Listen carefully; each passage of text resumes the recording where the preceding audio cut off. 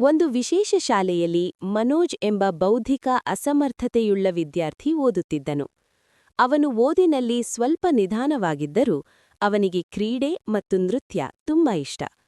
ಕೆಲವರು ಜನರು ಹೇಳುತ್ತಿದ್ದರು, ಈ ಮಕ್ಕಳು ಏನು ಮಾಡುತ್ತಾರೆ? ಆದರೆ ಶಾಲೆಯ ಶಿಕ್ಷಕರು ಮಕ್ಕಳನ್ನು ತುಂಬ ಪ್ರೋತ್ಸಾಹಿಸುತ್ತಿದ್ದರು. ಒಂದು ದಿನ ಶಾಲೆಯಲ್ಲಿ ವಾರ್ಷಿಕೋತ್ಸವ ಮತ್ತು ಕ್ರೀಡಾ ಸ್ಪರ್ಧೆಗಳು ನಡೆಯುವವು ಎಂದು ಘೋಷಿಸಲಾಯಿತು. ಮನೋಜ್ ಓಟದ ಸ್ಪರ್ಧೆಯಲ್ಲಿ ಭಾಗವಹಿಸಿದನು.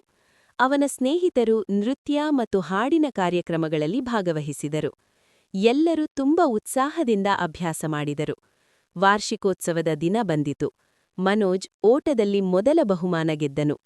ಅವನ ಸ್ನೇಹಿತರು ನೃತ್ಯ ಮತ್ತು ಹಾಡಿನಲ್ಲಿ ಎಲ್ಲರ ಮನ ಗೆದ್ದರು. ಅಲ್ಲಿ ಇದ್ದ ಜನರು ತುಂಬಾ ಆಶ್ಚರ್ಯಪಟ್ಟರು. ಆಗ ಶಿಕ್ಷಕರು ಹೇಳಿದರು, ಈ ಮಕ್ಕಳು ಅಸಮರ್ಥರಲ್ಲ, ಇವರಿಗೆ ಅವಕಾಶ ಕೊಟ್ಟರೆ ಅವರು ಅದ್ಭುತಗಳನ್ನು ಮಾಡಬಹುದು. ಎಲ್ಲರೂ ತಾಳಿಯಡಿ ಅವರನ್ನು ಅಭಿನಂದಿಸಿದರು. ಮನೋಜ್ ನಮ್ಮಲ್ಲೂ ಪ್ರತಿಭೆ ಇದೆ, ಅವಕಾಶ ಕೊಡಿ.